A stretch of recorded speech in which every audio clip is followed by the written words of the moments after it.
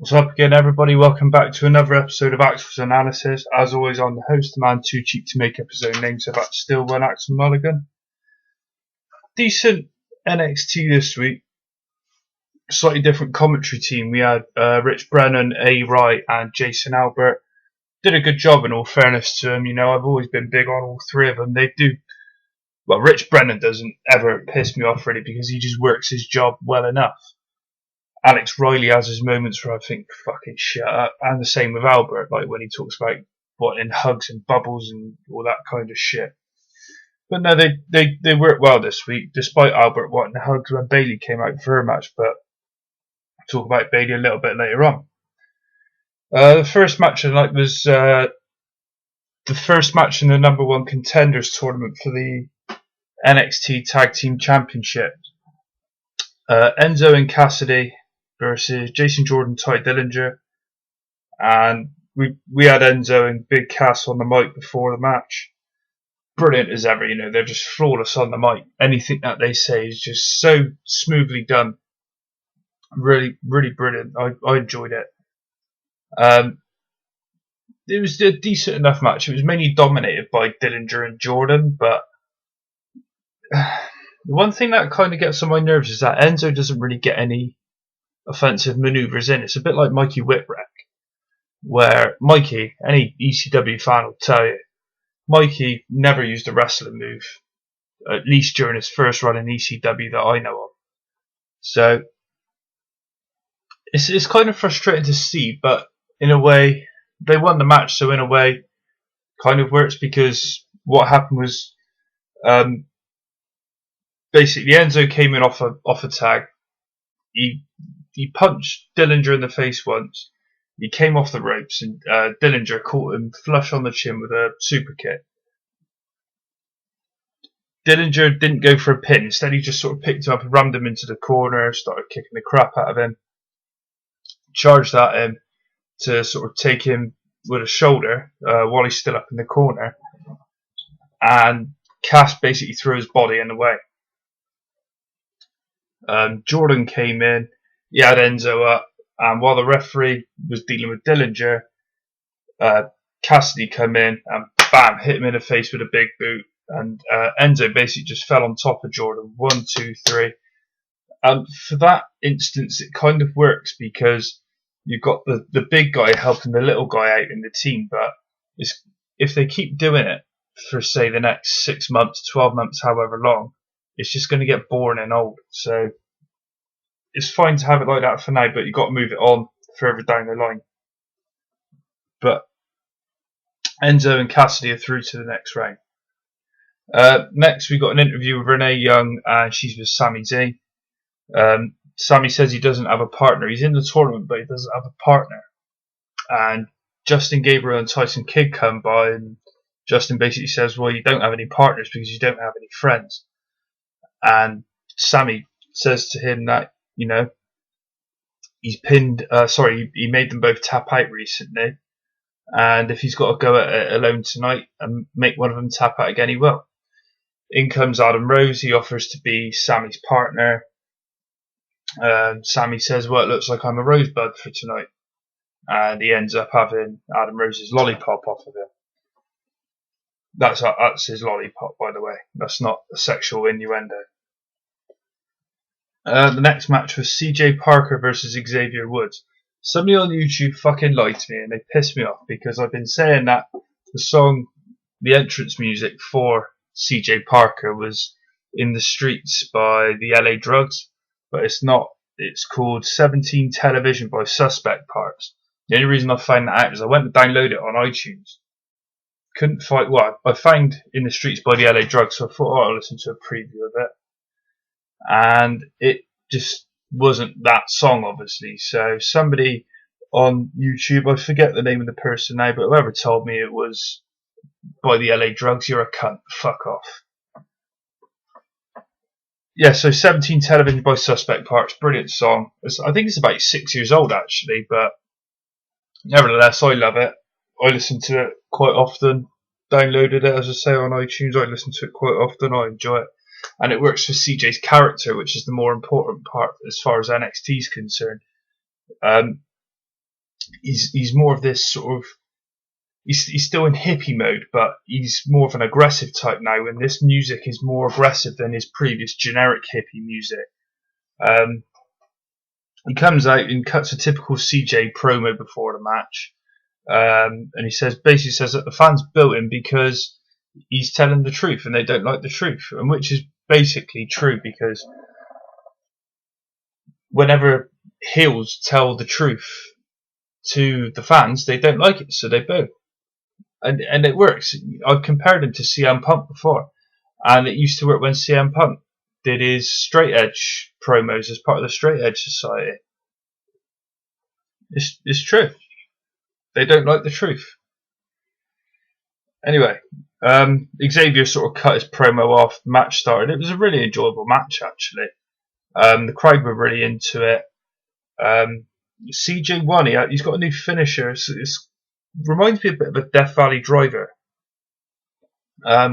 He's not got a name for it yet, but it was good. I'm impressed, and I'm happy that he didn't use the heel kick, because it was just a bit of a, really, that's your finisher?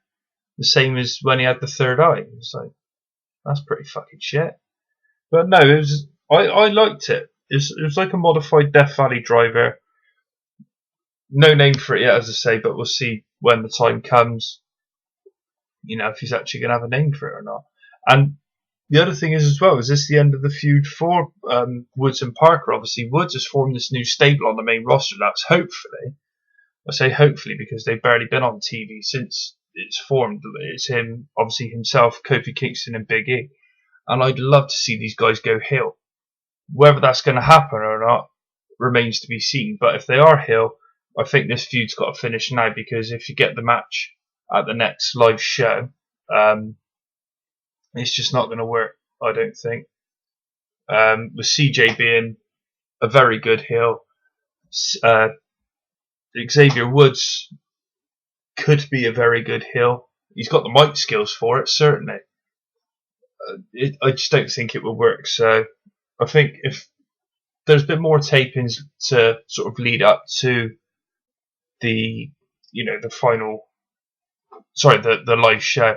There's been tapings leading up to there, and whether they got like a third and fourth match on there, I don't know. But CJ's 2-0 up in their sort of little series, if you will, so I don't see there to be a need to have an extra match. But if they do, I just hope it's not at the live show, because obviously, when the shows are taped, the shows were taped before the new faction came in, so we'll see what they do. They'll probably fuck it up, but we'll see. After that match, Rich Brennan sent us down to Eden, who said that she had an important announcement, and Tyler Breeze had asked them to look towards the Tron. It's basically just to say that Breeze is, after Neville's actions last week, he's decided when he's going to cash in his title opportunity, but he hasn't said when he's going to do it. Yeah, just sort of leaving us on a bit of a knife edge, really, and just get on with it, because it's been going on for a couple of months now. I'd just like to see the match. As much as the suspense has been good of when it's going to be, is starting to drag out a little bit now. Come on, get on with the match, boys. I like to see it. I like both guys. Neville, obviously, one of the most acrobatic high flyers that they've got and that they've had in a long, long time. And the fact that he's English as well. Tyler Breeze, he's got a really good character, really sound in-ring skills. I believe he was trained by Lance Storm, so if you're trained by Lance Storm, you're trained by one of the best of all time, in my opinion. Like one of the best of the most underrated guys of all time. But no, it's something that I'm looking forward to seeing when it does eventually happen. I'm hoping that we'll see it sooner rather than later, though. The next match, boring, piss break. Bayley versus Eva Marie. It was quite funny at the start of the match, actually. There was a small Bayley's gonna hug you chant, sort of to the tune of Joe's gonna kill you, Samoa Joe. If Bayley's gonna hug you. And it was really funny. I don't laugh at it. I thought it was quite good. Lots of you can't wrestle chants aimed at Eva Marie, obviously. To be fair, she might be fucking shit in the ring, but that ass. Yeah.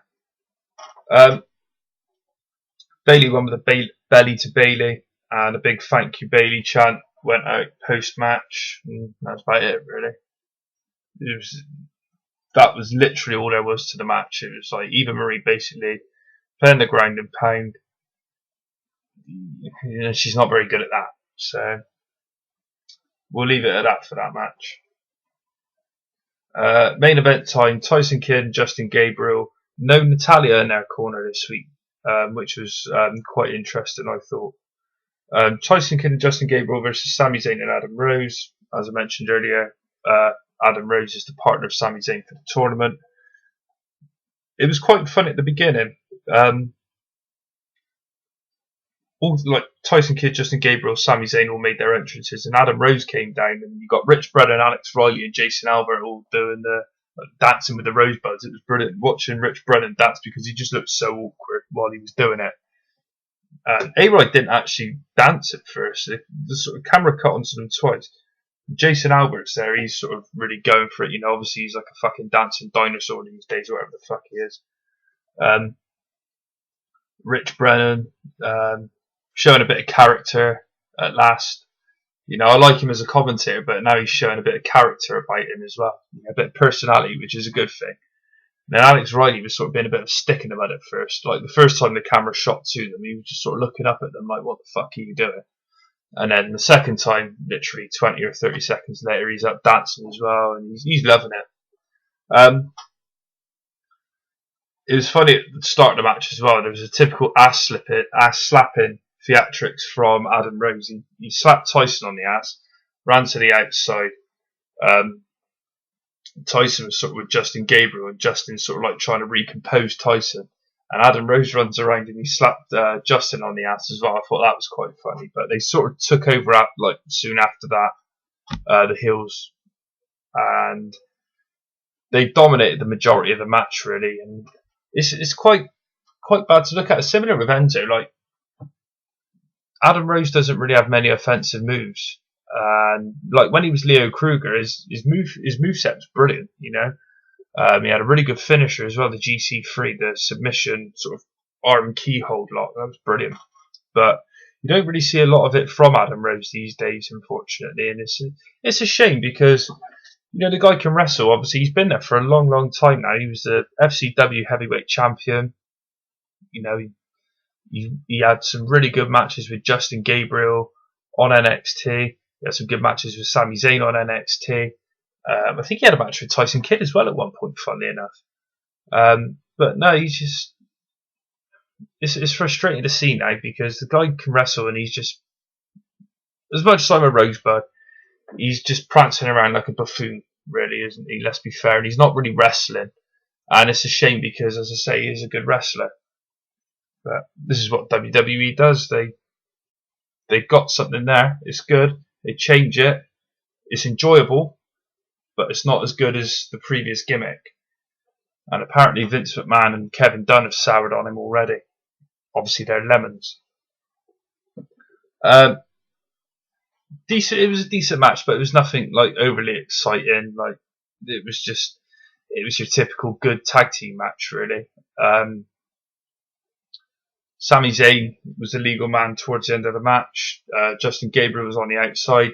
He sent Tyson Kidd over the top rope to the outside. He ran across and hit the somersault plancha. Took both of them out. And actually, we did see something new from Adam Rose after that. He hit a diving senton to Kidd and Gabriel, which was pretty cool. He threw Gabriel back into the ring. Sami in the face with a haluva kick. 1, 2, 3. Zayn and Adam Rose have gone through to the next round of the tournament. Typical post-match celebration, really. Sami's music played, he did his little ska dancing, and then after a minute or so, Adam Rose's music played and the Rosebuds came out. Nice little way to end the show. I've given it a 6.5 overall, 6.5 out of 10. Next week, obviously, we've got the continuation of the tournament. I've read the bracket, but I can't remember what it is. I should have wrote it down, but I can't remember who we've got next week in the tournament. But either way, something to look forward to. I dare say we'll get an Ascension squash match as well. That's not a spoiler, that's a prediction, by the way. The opposite of Paul Heyman. But yeah, no other matches have been announced that I'm aware of. So yeah, I'll do the no. I've not got any news this week because there wasn't a lot going on with NXT. So the only thing I'm going to talk about is the Alberto Del Rio release, and it's caused a bit of a stir on Twitter between a few people. Some people feel like it was justified. Some people feel it was self-defense.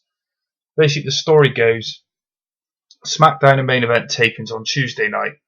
The media manager, this is all alleged by the way, this isn't sort of definitely been proven or anything like that, so just bear that in mind as I'm telling you the story of how I've read it. The social media manager for the WWE, he was in the catering area. Catering assistant asked, like, he finished like with his food, and the catering assistant just asked him, can you clean your plate off, please? And he said, no, that's Alberto Del Rio's job. And to me, that's racist. Right, okay. Del Rio found out about it.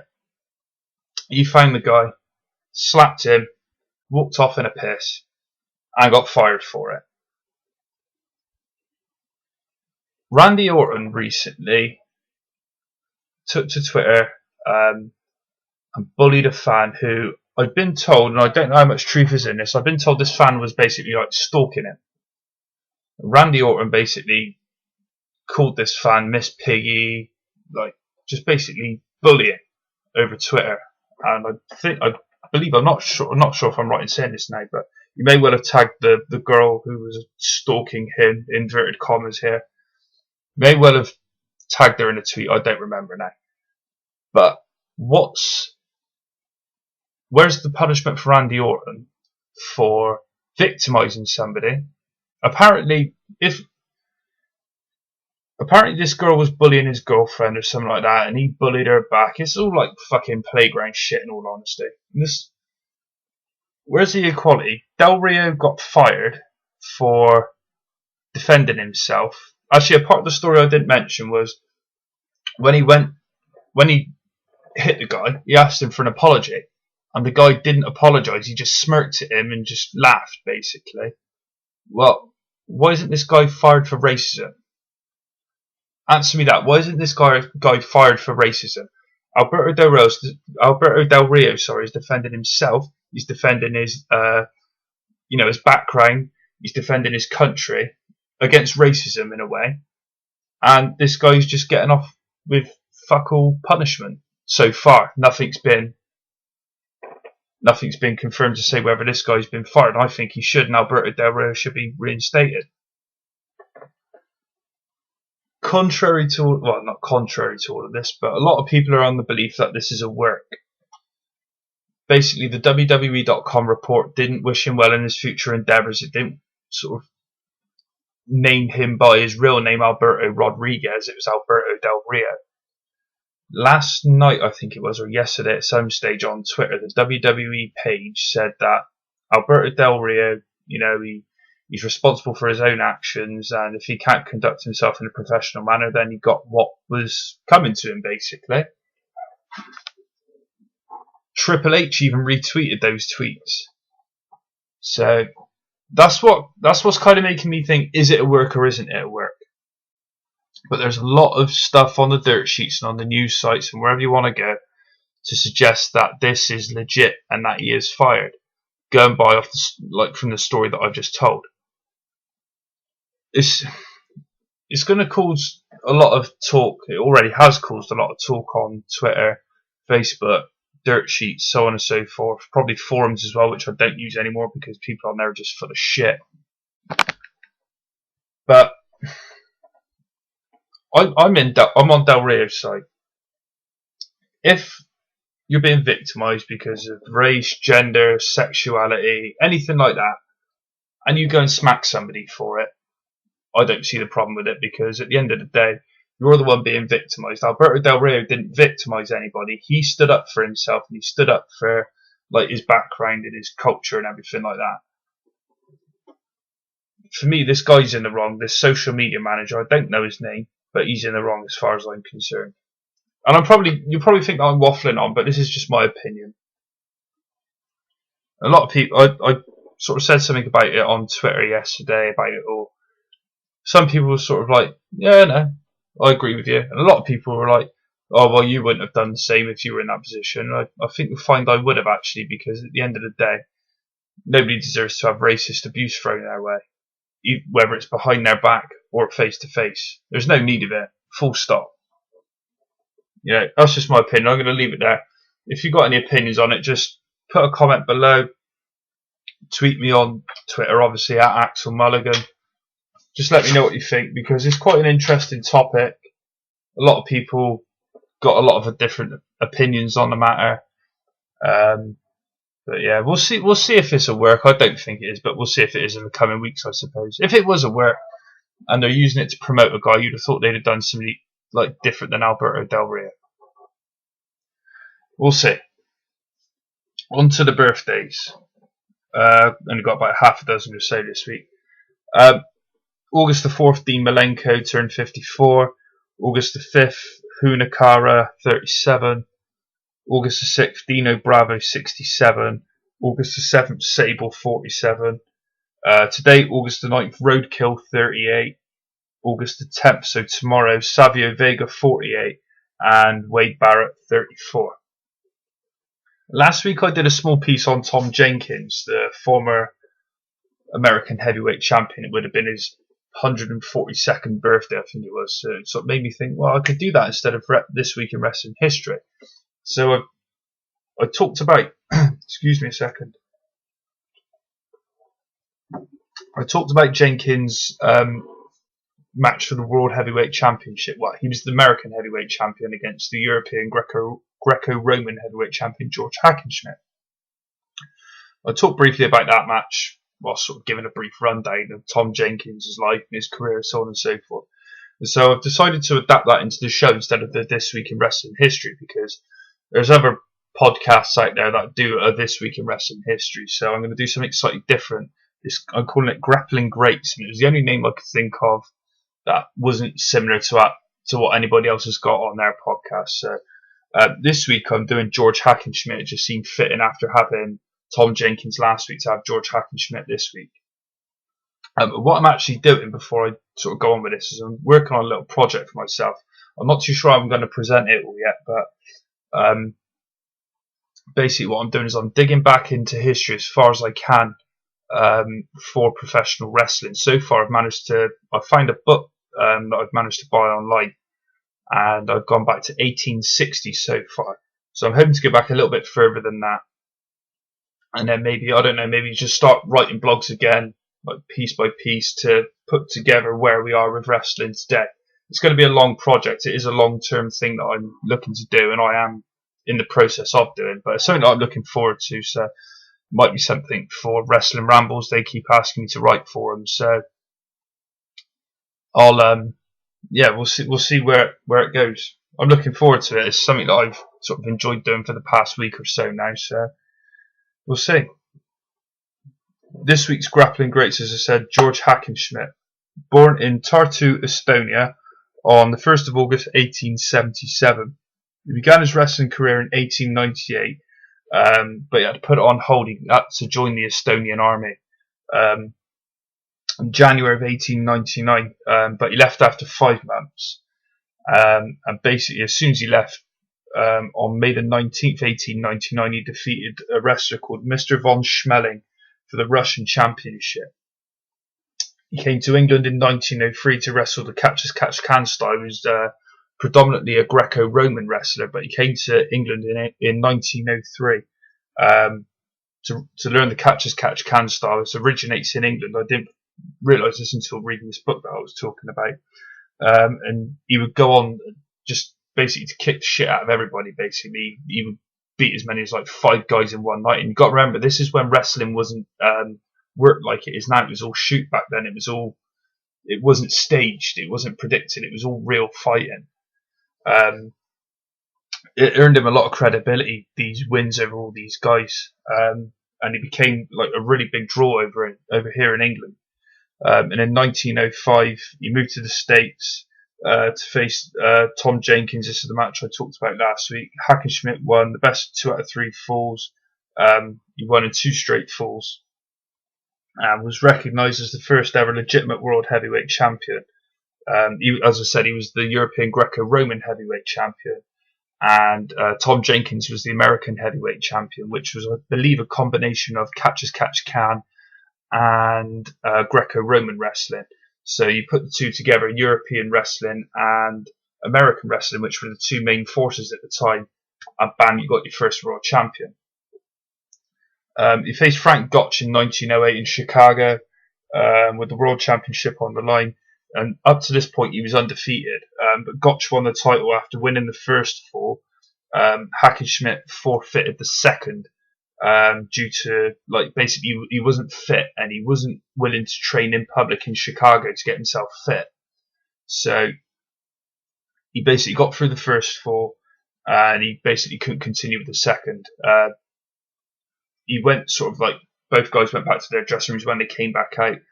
Hackenschmidt just said he couldn't go on in the match and it's forfeited the title. But the rematch took place 3 years later at Comiskey Park in Chicago in front of 30,000 fans, which was a record for any event other than any sporting event other than horse racing at the time in America. And that record stood until WrestleMania 3. 30,000 fans as a record stood for some 76 years.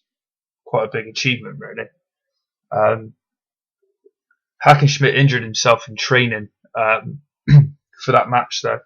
His coach, I think his name was Roller, sort of caught him with a stiff shot and he injured his knee. And unfortunately, the match with Hackenschmidt's injury, the match wasn't as much of a spectacle as what the public had hoped for. And it was over in 20 minutes, basically. And Gotch won the match in 2 straight falls in 20 minutes. And the second fall he won with the spinning toe hold, which incidentally Dory Funk Jr. won the NWA World Heavyweight Championship with some years later. Hackenschmidt died at St Francis Hospital in Dulwich, England on February the 19th, 1968.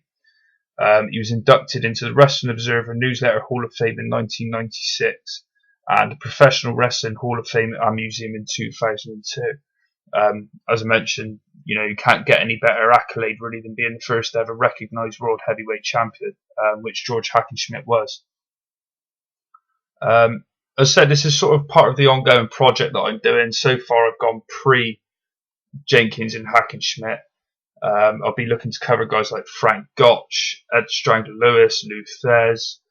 There's loads of other guys as well, pre-20th century that I'll be looking to sort of talk about in this book that I've got. It's probably got 30 or 40 different wrestlers, all with their careers, and some of it's very minorly detailed, but a lot of it is quite really well presented and really well done out. So something I'm looking forward to.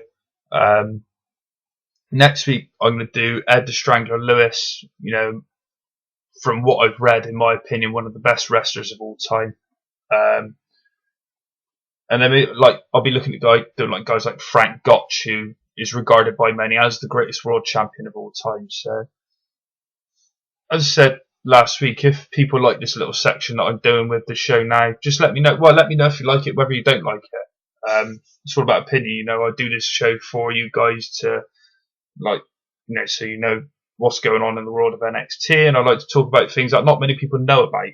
So I find it all quite interesting. I know there'll be other people out there that do as well. So just let me know what you think. Just send me a tweet at Axel Mulligan or put a comment below. That's the end of the show. As always, as I mentioned, you can find me on Twitter at Axel Mulligan. Look for me on Facebook. Just search for Axel's Analysis. You'll find the page on there. I always put the links to the shows on there. I don't really post anything else on there as such, but I always put the links to the shows. Also, obviously, make sure you go back and listen to all the other episodes that I've done. Back up to my usual sort of 30-ish views last week, which is, I'm happy with that. If only 30 people are listening to the show and 30 people like the show, what more can you do? Shout outs as always, Tim Vicious at Tim Vicious and at Tim_Vicious. Check out his Vicious Rants on YouTube. he covers Raws and pay-per-views, etc. Sunday Segway podcast at Sunday Segway. Always covering Raws and pay-per-views again. Beat the Clock Challenge is going on as well. I'm through to the second round of that. Thank God, because that meant I didn't have to wear a John Cena t-shirt. I can imagine the ridiculing. It's bad. At James Powers 33. Check out James's Wrestling Ramble on YouTube, Podomatic and Mixcloud. At PW Smart Talk. Check out Pro Wrestling Smart Talk on Facebook as well. Just search for them on there. At Wrestling Rambles. Check out WrestlingRambles.com for some really good blogs on all different types of aspects of the business. And at Tony_Walker, who does the Wrestling Matters podcast on YouTube, Podomatic, Stitcher Radio, Mixcloud and iTunes. And if you listen to him on iTunes, the same with the Segway, listen to the Segway on iTunes, just give him a rating just to get them up the iTunes charts. You can always also find the Wrestling Matters podcast Twitter page at WM Podcast. That's the end of the show, and as always, I will see you again next week, guys.